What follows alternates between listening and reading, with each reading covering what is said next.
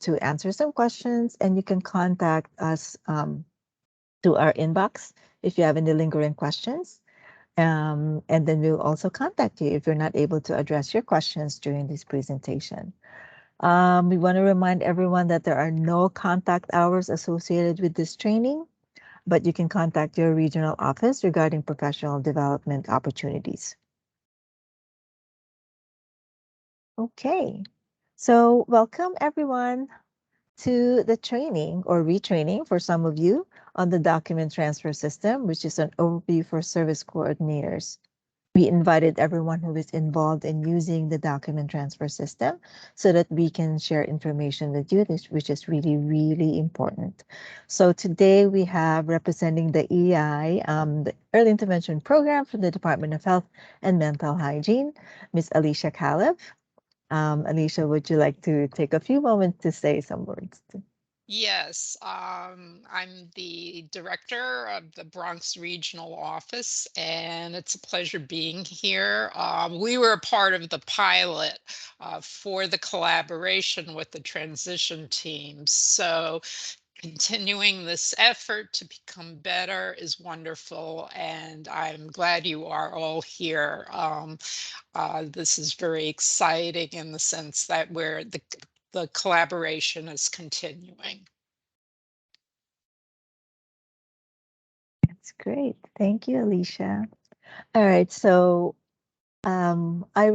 neglected to introduce ourselves. So we are coming from this presentation is being brought to you by the DOE's Early Intervention Transition Team. We are part of the Children with Disabilities team for Birth to 5, and we are with the Division of Early Childhood Education.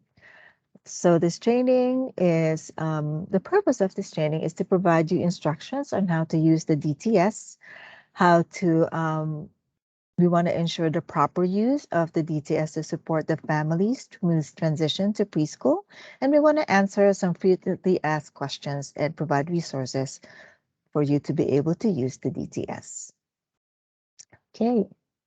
So for today, we will go over a little overview of the document transfer system. We will show you how to use the DTS in terms of accessing it and then uploading and transferring documents. We will go over some frequently asked questions, and we will discuss troubleshooting and technical support for the system, as well as share resources at the end.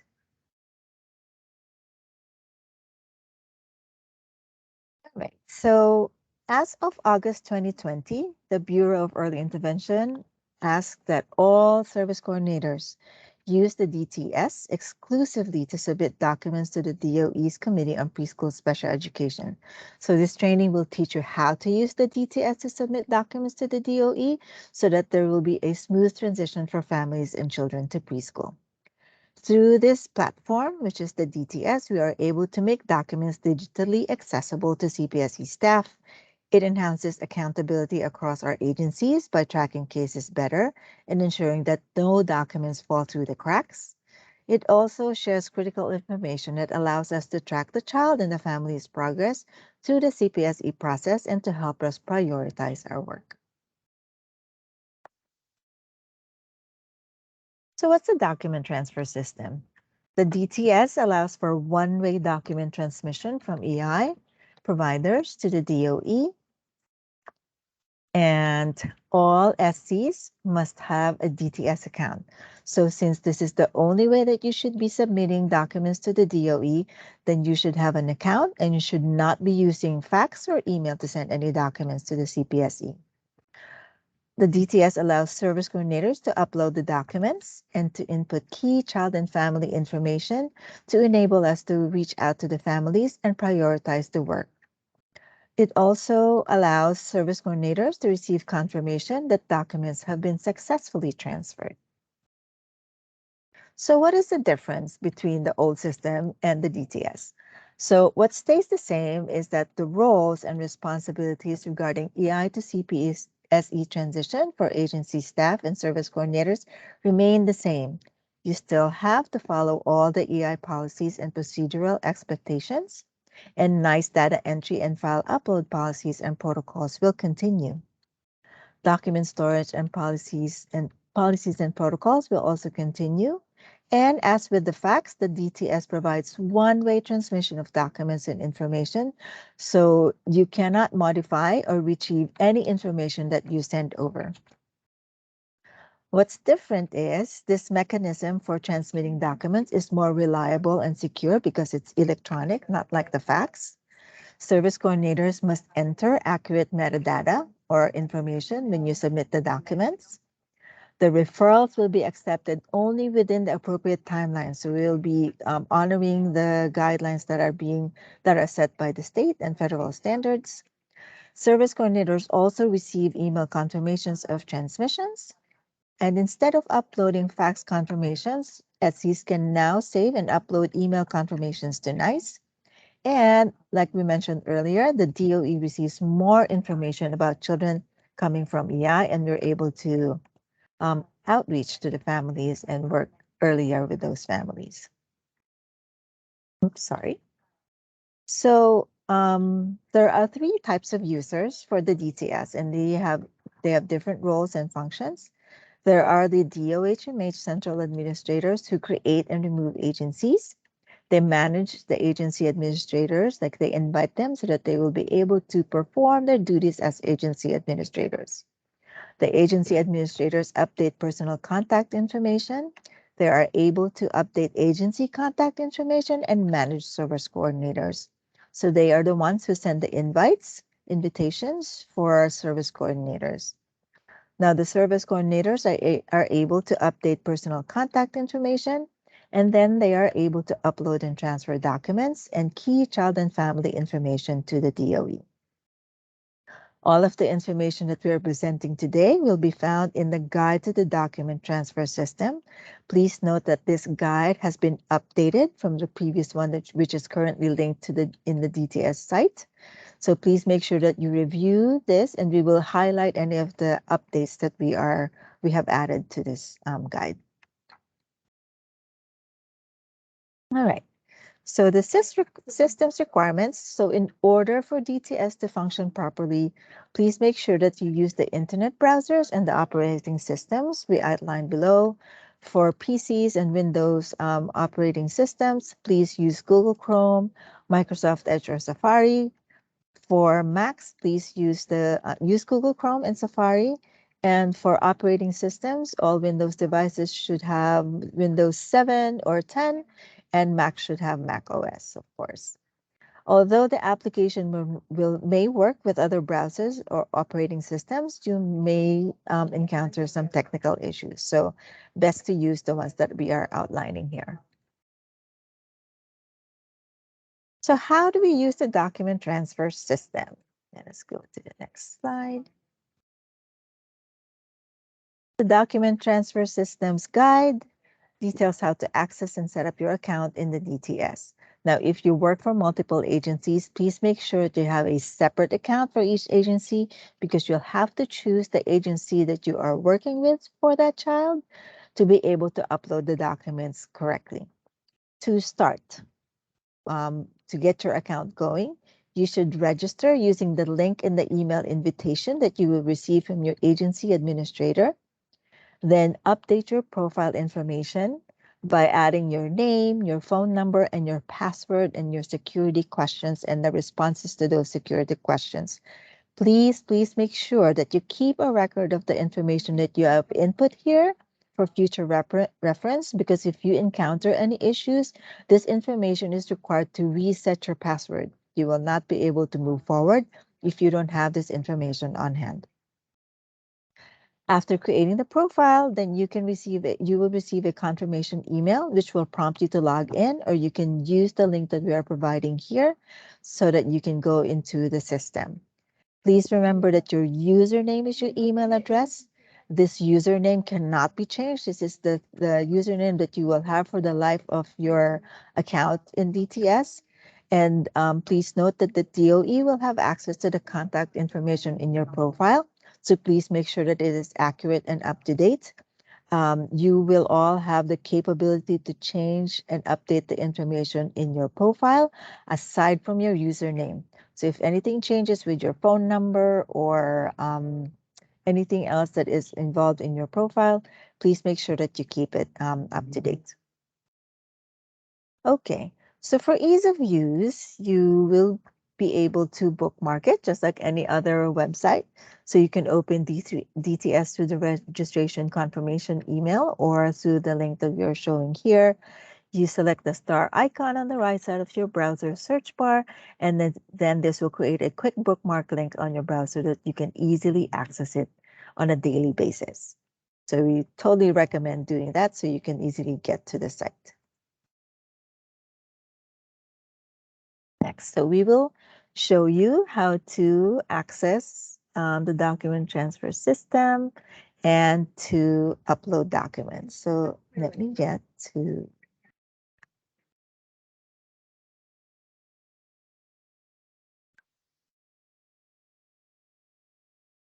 here we go.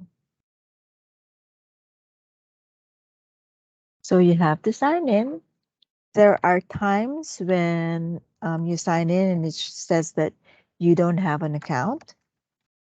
Just try it again because sometimes it takes a while for it to register the information. Oops, sorry.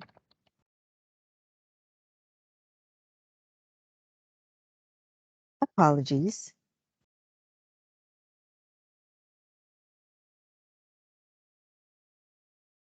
Uh-oh. All right. I think I'm already. Let's try this again.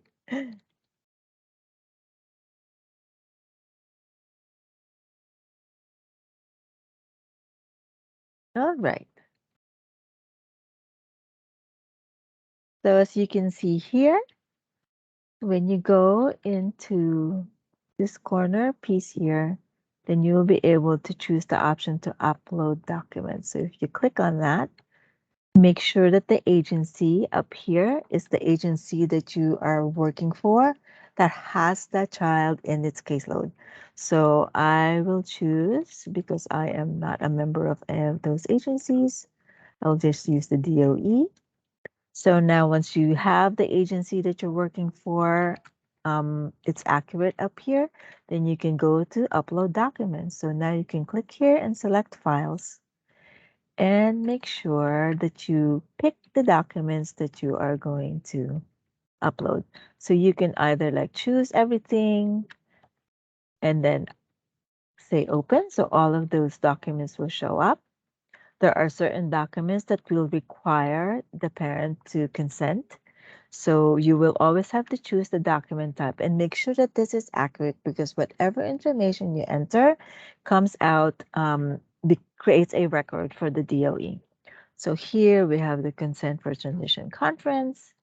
This one is the consent for transmittal. This one is the referral form. This is the notification. And this is the opt-out form. So a reminder to everyone, there are documents that will require the consent of the parent. So let's say if I remove this, this may not be able to load for you. So you need to be able to have the consent from the parent to be able to load particular documents.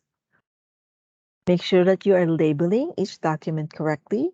Let's say if you're submitting a referral and you are not labeling it for the CPSE as a referral, they may not be able to identify it as a referral, and then it will not be processed as soon as it's submitted.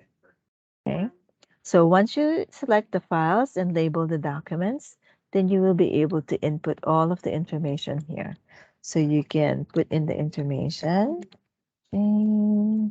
So put in the digital, the 6-digit ID number. Please make sure that this is accurate because if you enter the wrong ID number for the child, these documents will link to the record for that EI number. So the documents that you are sending, if you're not accurate with this, may not end up in the record for the child that you are sending it for. So I will put down something. Of course, I am making this up right now because I don't have a particular child. You can put down two-digit month, two-digit year, and 4-digit two. Okay. So one.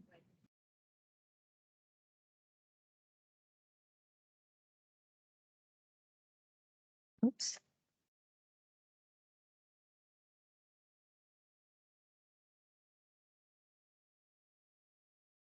They're doing it anyway. It's just a matter of like who has. So here, it's also really important to put in the home district. There is a link here which goes to New York City My School. So when you enter the address of the family, then you will see the programs that are in that particular district and you can look at the district. So in this particular screen, although we don't have an address, it shows the district number right here. So this is your reference. Okay.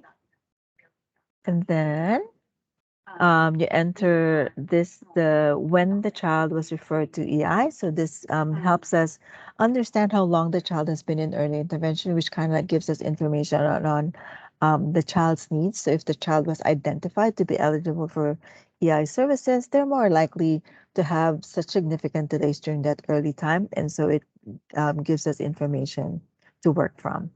Enter the parent's information, first name and last name, their relationship to the child, their phone number, and the parent's email address. So we'll talk a little bit more regarding that. Now, if you have the consent, make sure that you click yes. If you don't have the consent, then you shouldn't be uploading any documents that require the consent to be transmitted.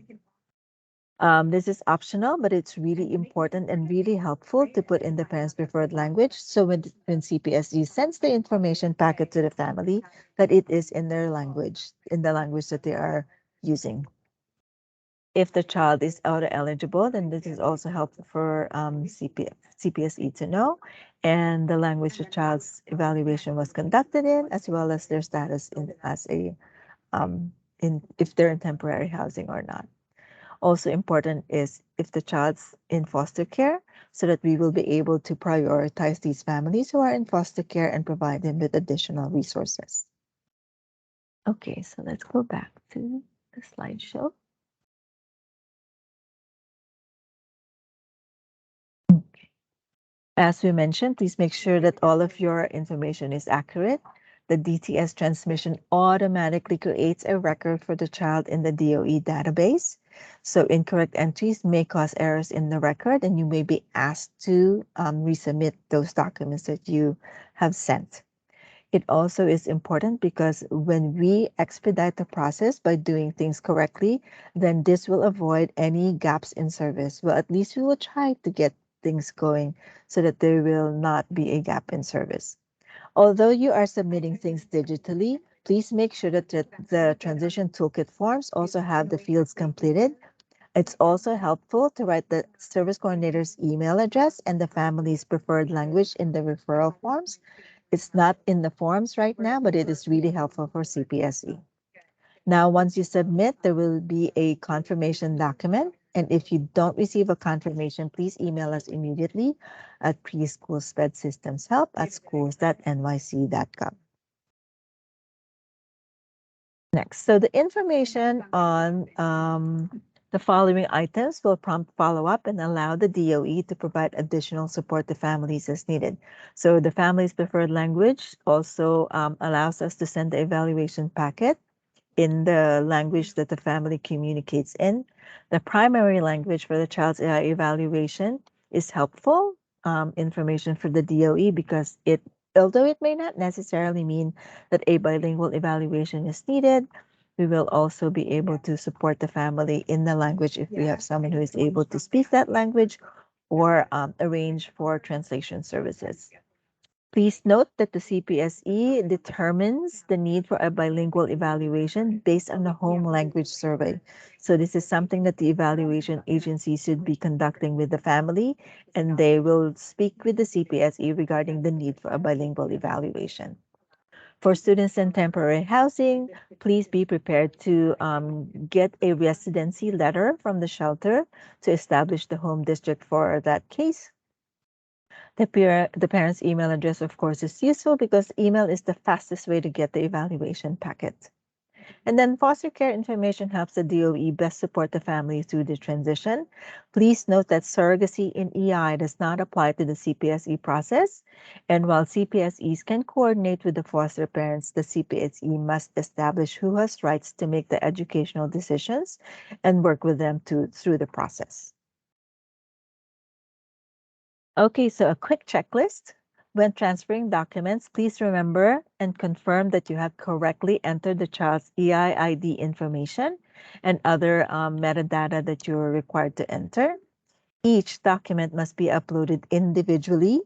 So that should be just like in NICE, you should be submitting them as separate documents, not as one file, but you can definitely submit as many as 20 documents. So you don't have to go in every single time to submit a single document and then have to enter all of that information for that child and family repeatedly. This will save you time and prevent data entry errors because you're continuing to just enter the information repeatedly.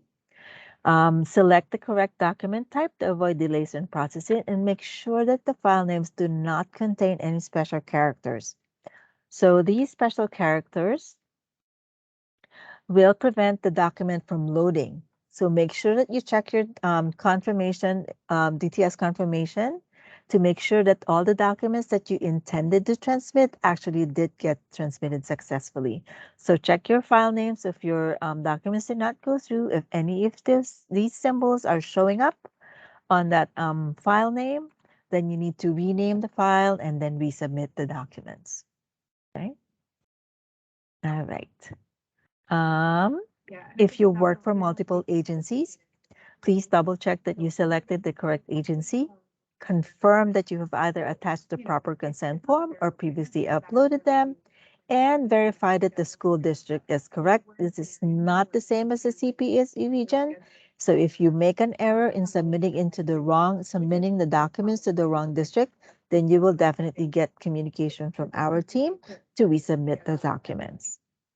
And of course, the referrals must be submitted within the appropriate timelines and that early referrals are not accepted. So we're going to go over what these timelines are. So these timelines are not new. These have been in the New York City EI Policy and Procedure Manual for a very long time. And you will find these timelines in page 370 of the PNP manual. Referrals can be submitted as early as 120 days from a child's first age eligibility date, which is, of course, based on the child's birth dates. So for folks who have been working with EI for a while, there has been this practice of like submitting referrals based on the child's chronological age.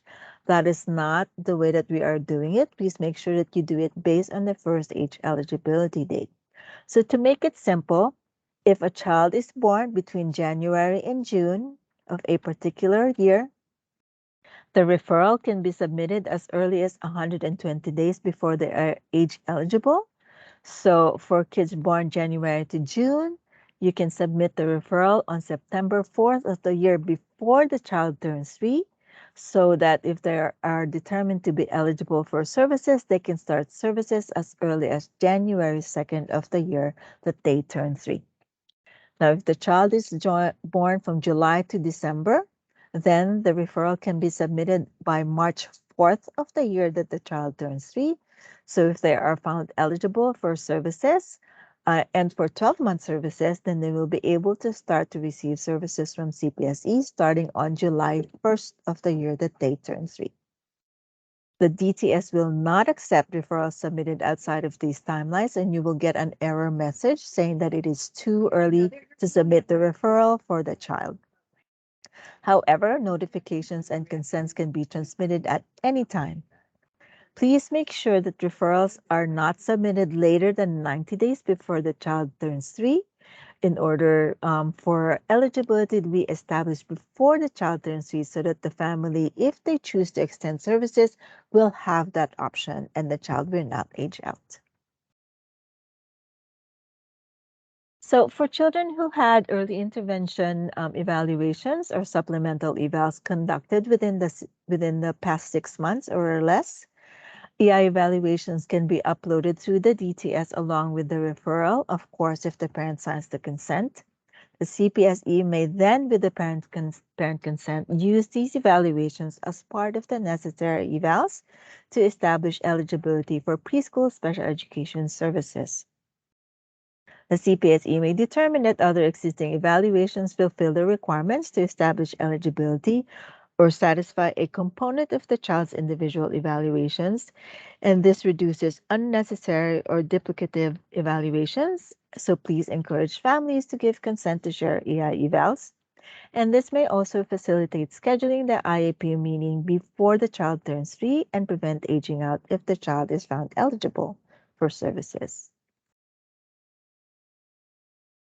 So as we mentioned earlier, if you are committing any errors in terms of uploading the documents or your data entry, the DOE EI transition team, specifically EI transition coordinators or the CPSE community coordinators, will reach out to the service coordinators to request a resubmit when these errors are flagged. Your agency administrator or administrators will be included in the email because they oversee compliance with EIP policies and just in case a different SC has been assigned. Errors that require resubmission include but are not limited to documents that are sent to the incorrect district.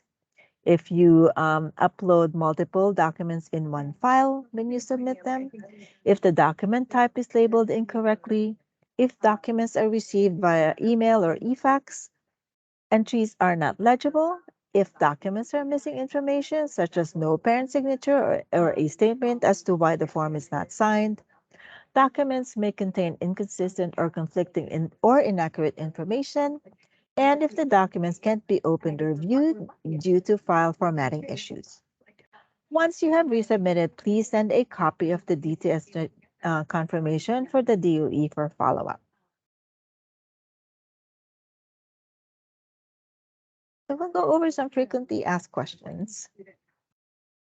Okay, so first question is, am I expected to enter all of the child and family information fields for all forms? You are required to submit a response for all fields whenever you submit something that includes a notification and a referral form. If you're submitting only documents other than notification or referral, then the following fields are required. You're required to enter the child's first name and last name, their ID number, the child's date of birth, and the home district. As a reminder, transmissions can include multiple documents at once for the child, but documents must be uploaded as separate files. We know that we're going to keep repeating this because it's really important. It's an error that is often done by service coordinators, so we want to make sure that we avoid any snags and delays in the process.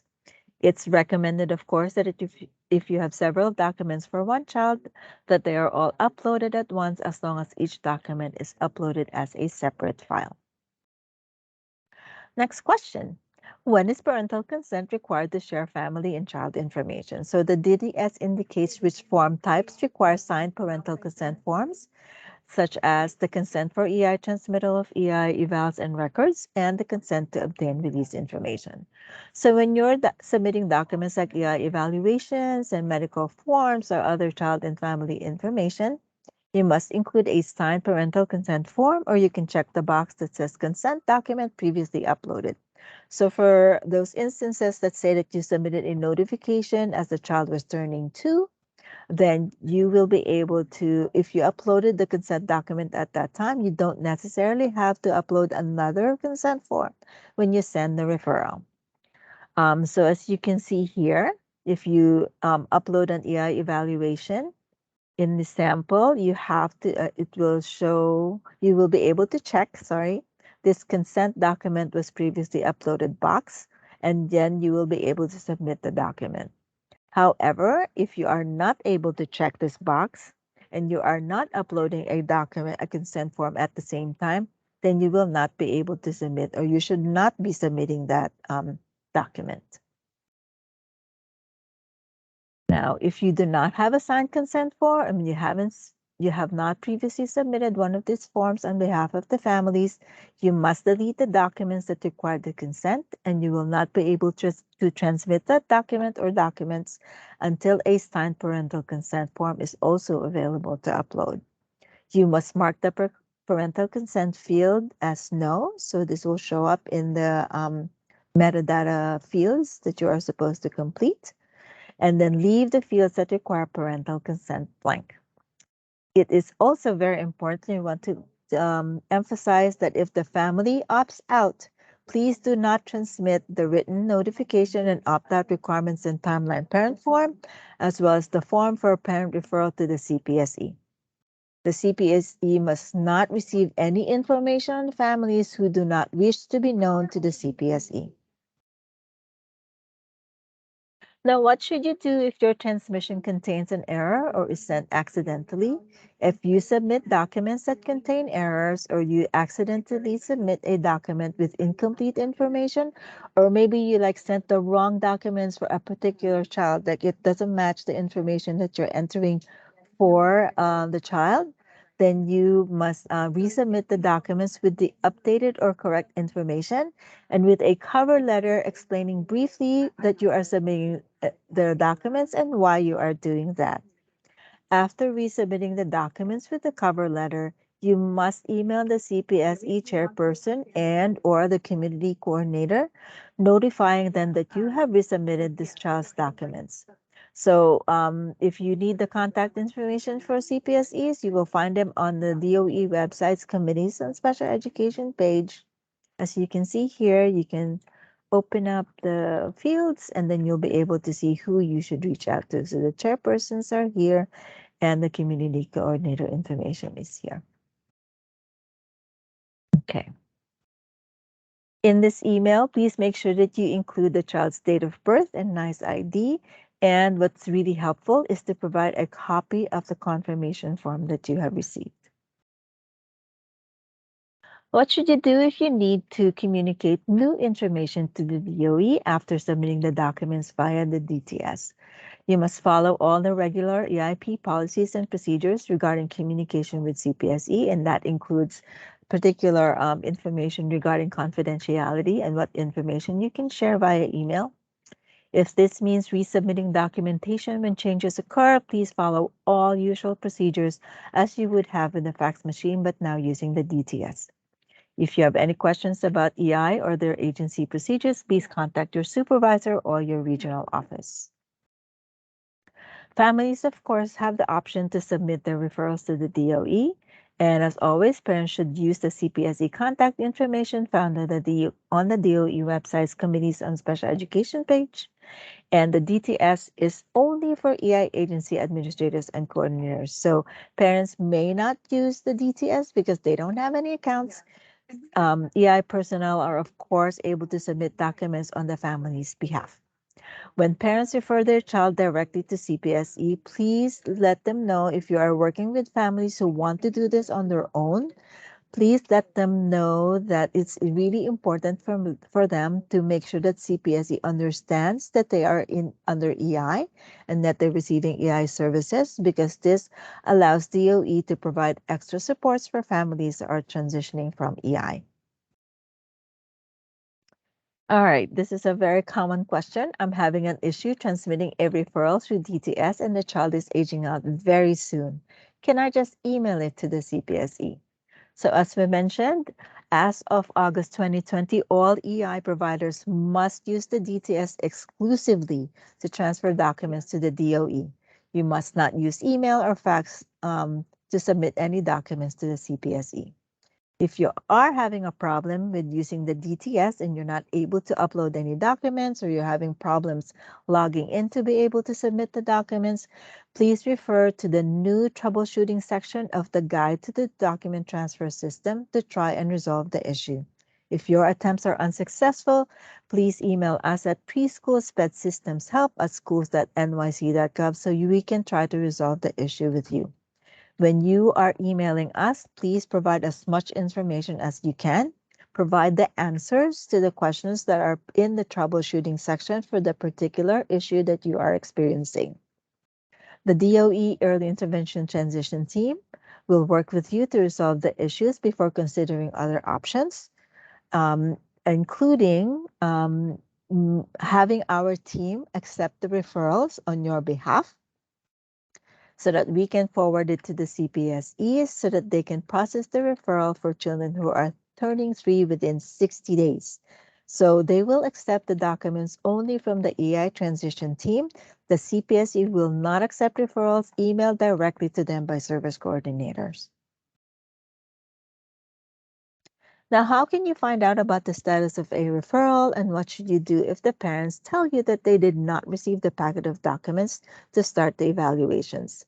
You can reach out to the CPSE using the contact information found on the DOE website, the Committees on Special Education page. You must share a copy of the DTS confirmation to get the quickest response from CPSEs. This is the confirmation that you received after uploading the child's documents. Because this contains the information about the child and the transmission. Do not email the CPSE with the confirmation number because that does not give us information on the child. Please note that DOE EI transition coordinators do not process referrals or send evaluation packets. But if you're not able to reach out to the CPSEs or you are having problems connecting with them, we can support your outreach to the CPSEs. Now, for families who shared an email address, please speak with the family before you reach out to the CPSE. Ask them to check if they received and responded to the CPSE's request to use electronic mail so that CPSE can send the packet. CPSE will not email the packet without the parent's consent, so please make sure that the families take that step. Also have them search their email, including spam and junk folders, because there are times when the CPSE has sent the electronic packet, but the families, for some reason, are not aware that they have received it. Okay, so now we will go over to the troubleshooting and technical support section.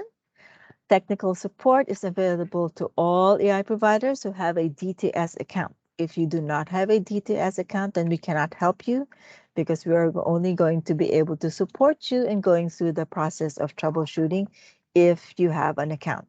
If you don't have an account, of course, you have to contact your agency's DTS administrator, who must send you the invitation so that you can create your profile, and then you can begin using DTS once your profile is created. For questions about specific documents and cases, you still need to contact your supervisor and discuss any specific issues with the cases. If you have any questions about the guide to the document transfer system, or you have issues regarding access to the DTS, you can email us at preschoolspedsystemshelp@schools.nyc.gov. Now, please note that this inbox is for providers only and should not be shared with families. If there are any inquiries coming from families and issues that are not related to DTS, you can email our general inbox at ei2preschool@schools.nyc.gov. Now, before contacting the DOE, please check with your agency to make sure that there are no network or technical issues occurring at the agency level. And if there are no specific issues involved with your agency, you can email, of course, that same inbox, the preschool sped systems help@schools.nyc.gov, to attempt to resolve the issue. This is a different step from what was in the old guide. You need to contact us first before you reach out to the DOE help desk. We will direct you to reach out to the DOE help desk if it is necessary. So do not contact the DOE help desk until you have reached out to us and we have tried to made attempts to correct the issue that you are experiencing. So quick troubleshooting notes, this is basically a recap of what's in the guide. Please refer to the troubleshooting section of the guide to try and resolve the issue. If your attempts are unsuccessful, please email SPED Systems Help and include your responses to the questions related to the issue that you are experiencing. So if it's an issue regarding logging into your account or creating the account, if it's regarding uploading your documents or not receiving confirmations and things like that, please provide the responses that for the questions that are included in that section. Now, depending on the information that you provide, a Microsoft Teams meeting may be scheduled so that you can share your screen and demonstrate the issue, and the session will be recorded to help us investigate the problem. Now, here are some general reminders. If you are encountering an issue with using DTS, please make sure that you are using only the approved browsers, but you can try other ones if the browser that you are using does not work. You must sign in with the email address or username that was used to create your profile. Please make sure that you are not trying to change your username because that is going to break your access to the system. Use the most recent version of Adobe for PDFs and be mindful of the file size. There are times when your file size is too large, and so the system will not be able to upload your documents. It may also help to clear your browsing history when you're attempting to troubleshoot the issues so that you will be able to kind of like refresh your capabilities to use the website. And some final notes. We want to make sure that there is continuity of service for the families who are transitioning from EI to CPSE. Oh, sorry, to preschool. So the best way to prevent gaps in service is through the submission of referrals in a timely manner.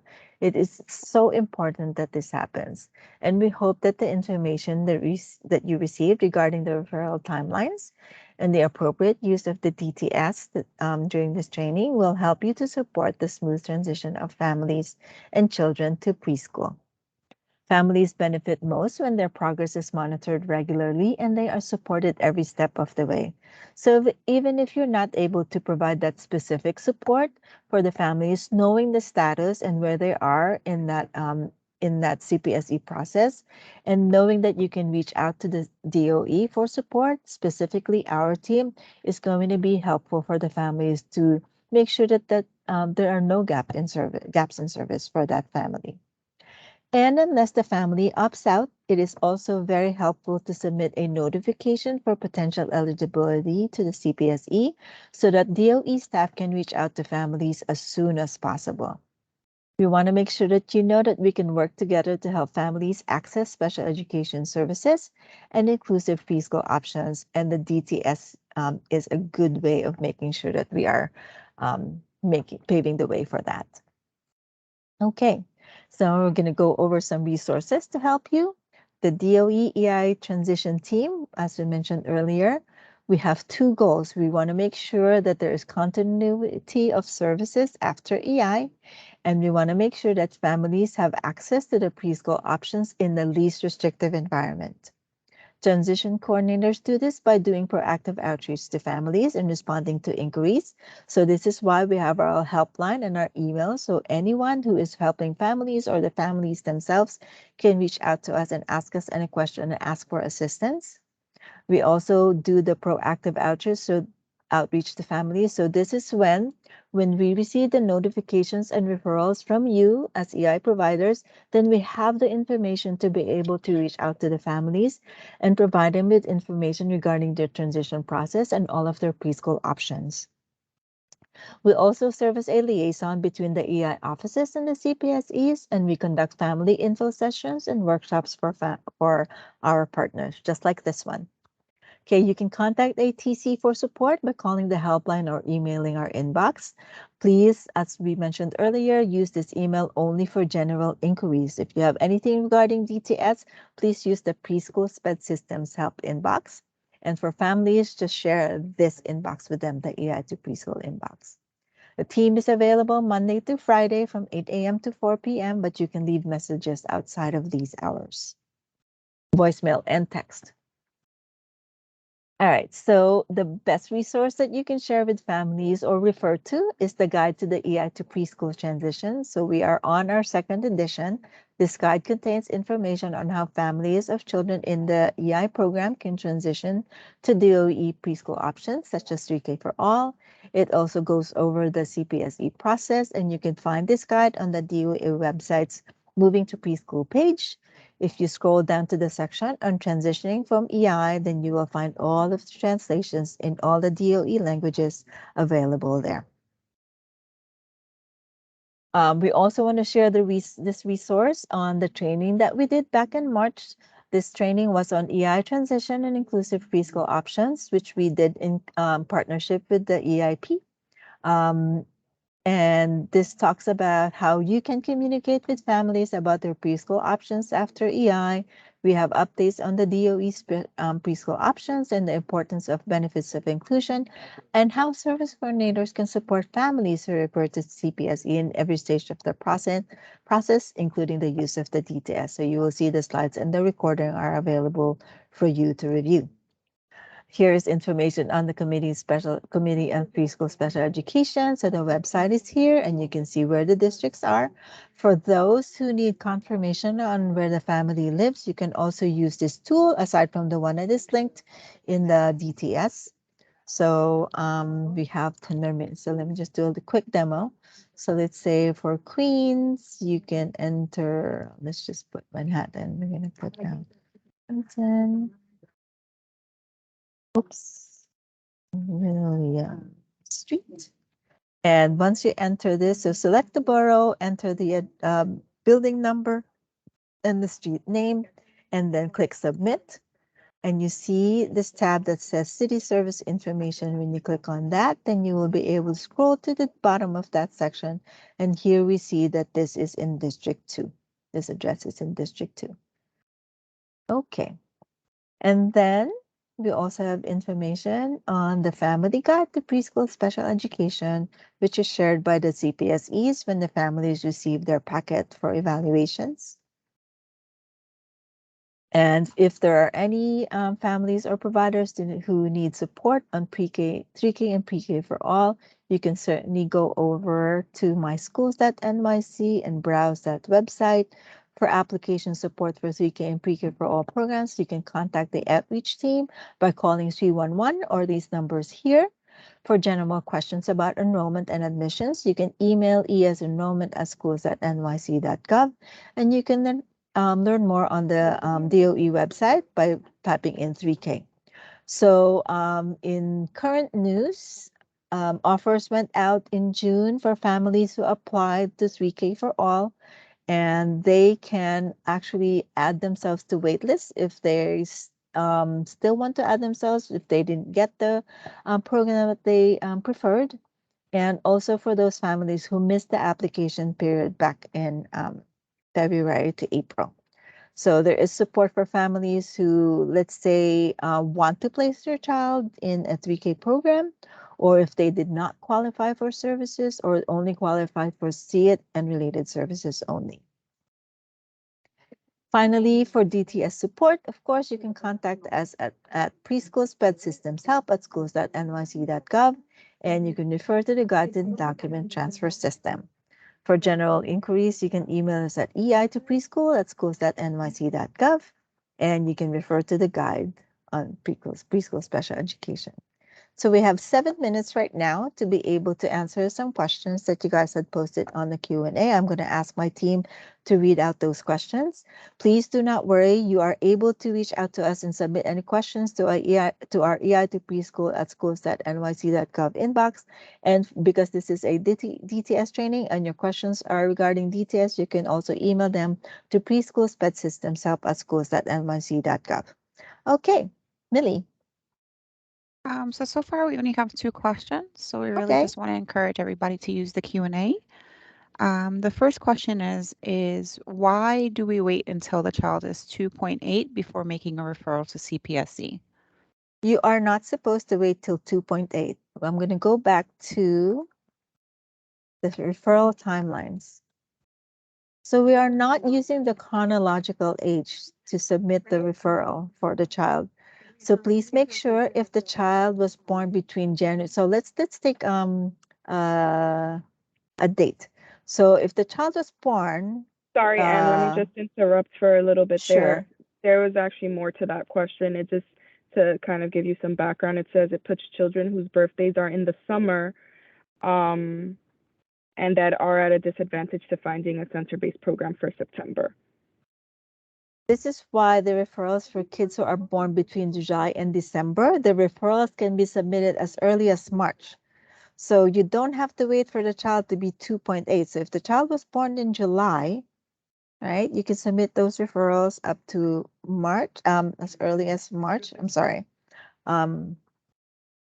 So you have to follow this because these are the federal and state guidelines. There's no like 2 ways about it. and you can submit them earlier. So it's what the issue is like some of you are waiting to submit those referrals until the child is 2.9. Like let's say the child was born in let's say a child is born on June 29th. So 3 years ago today, the child was born.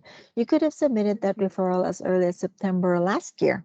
So that gives them ample time to be able to get that referral processed and for the family to go through the process to determine the eligibility for that child. Okay.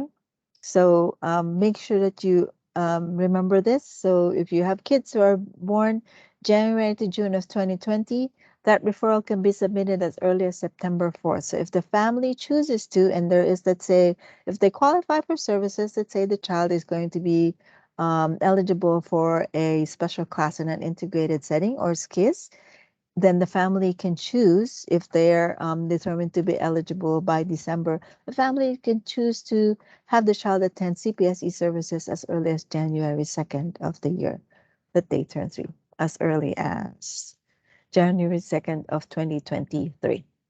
Okay, I hope that's helpful. So look at, just refer to the date of birth and when it can be submitted, and you should be able to do that. So the DTS does the guesswork for you. If you are able to submit that timeline, if the timeline is correct, then that referral will be accepted and will be transmitted to the CPSE. Otherwise, it will not be transmitted. All the other documents will go through except for the referral. If we receive the information on this child, let's say there was a notification included in that transmission, then we will be able to reach out to the family and help them through that process. Okay.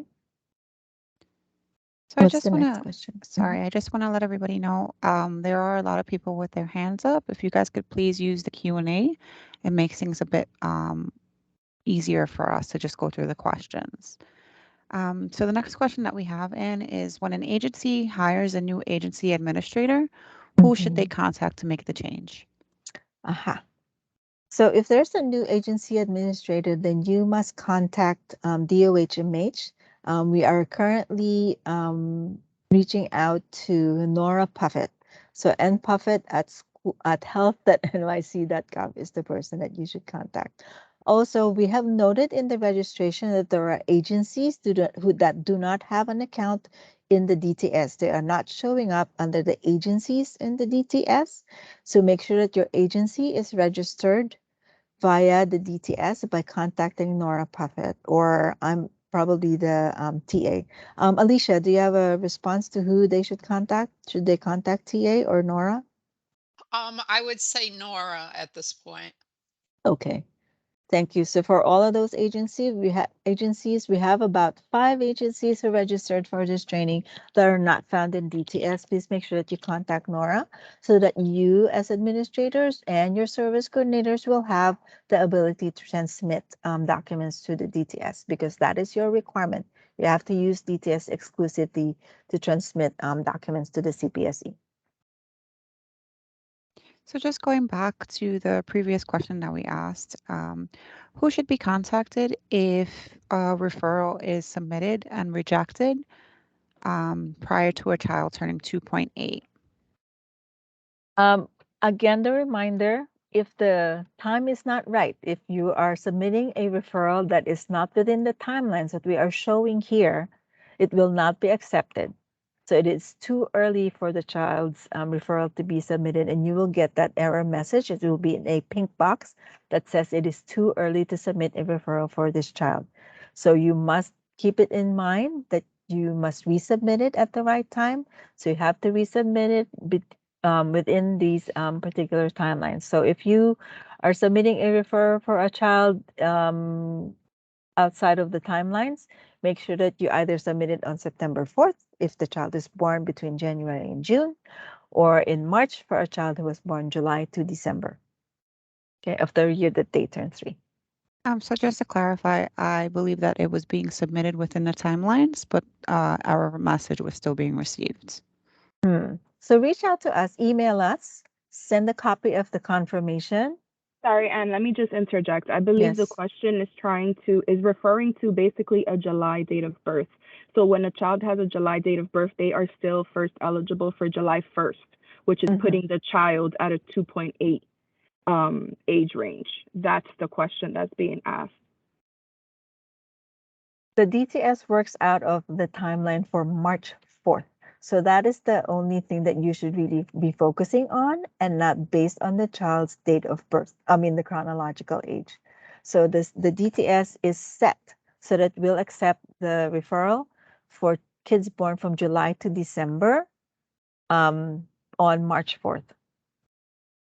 Okay. So if you have any issues, please email us, and if there's something that is really like it's a glitch or something like that, then we can address that, and we can also provide you guidance as to when it would be appropriate for you to submit the referral.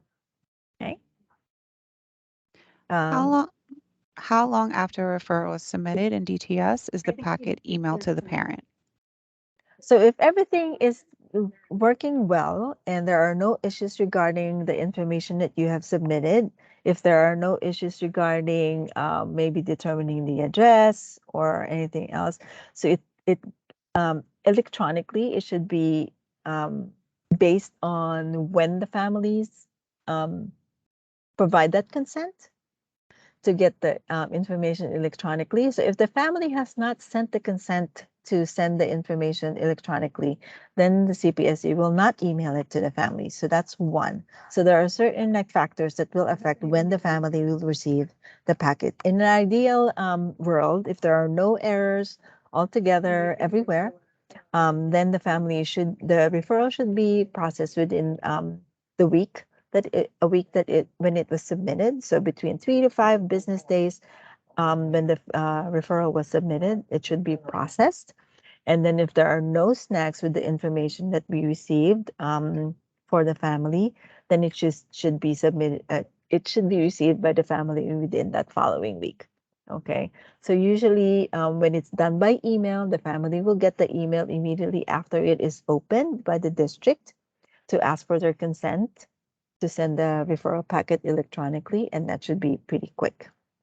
Okay, if you have any issues, please reach out to the EI, to the Preschool Sped Systems Help with the DTS confirmation, so that we can like have all of the information on your transmission, and we can investigate. We are over with 2 minutes. We'll take a few more questions, and then you'll be able to get a copy of this. Anybody who registered, and we have information on by email from the registrations that you did through Eventbrite, then we'll be able to send you a copy of this presentation and the links that are available within it. Yes, Millie, you have another question?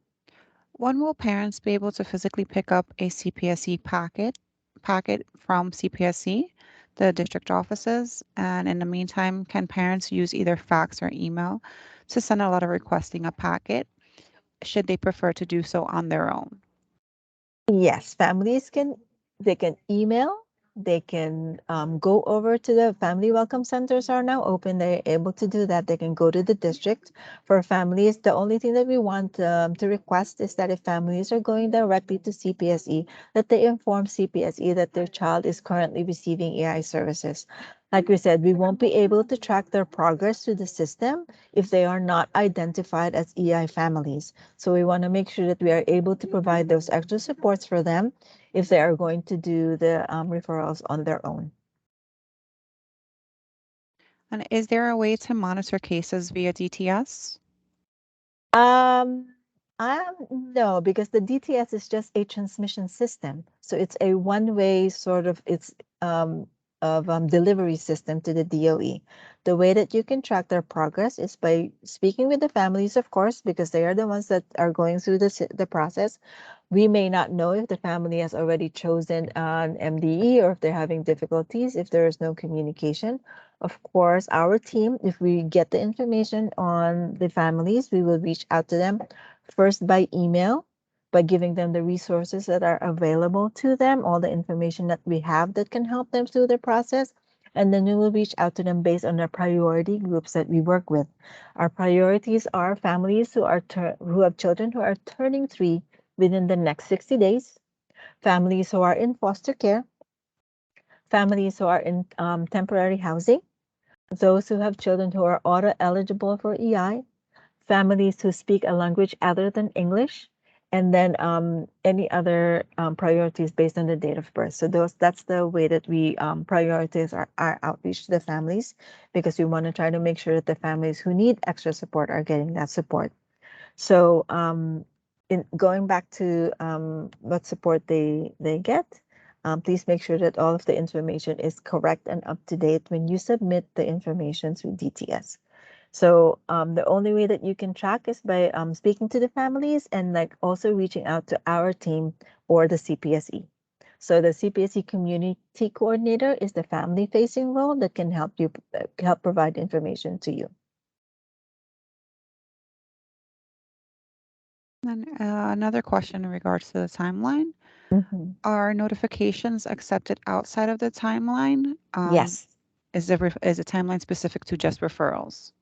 The timeline specifically for referrals. So notifications and consents can be transmitted at any time.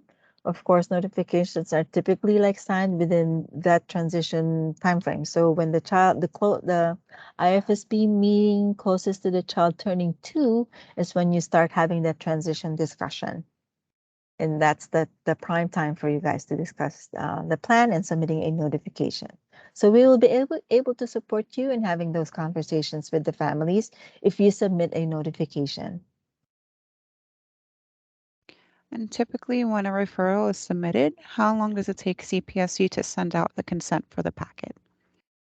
Within the same day of them processing the referral, that's typical.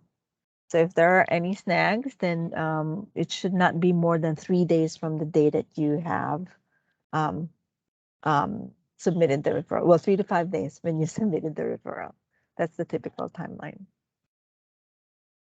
So if you reach out to the CPSE, make sure that you share the copy of that confirmation. So it tells them when the referral was submitted, and they can investigate what's going on with the documents that you submitted. Okay. Of course, make sure that whenever you receive the confirmations, that you can verify that everything that you wanted to transmit was actually transmitted. If it's not, then make sure that you resubmit that document. Okay. I believe that's all the questions we have, Anne. Great. Okay. So thank you everyone for joining us on behalf of the Division of Early Childhood Education and the Department of Health's Early Intervention Program. Thank you, Alicia, for representing your team. We are happy to support you in using the DTS. Please reach out to us if you have any questions and you need any support to make sure that families can transition smoothly from EI to preschool, specifically with the use of the DTS. Thank you, everyone. Have a good day.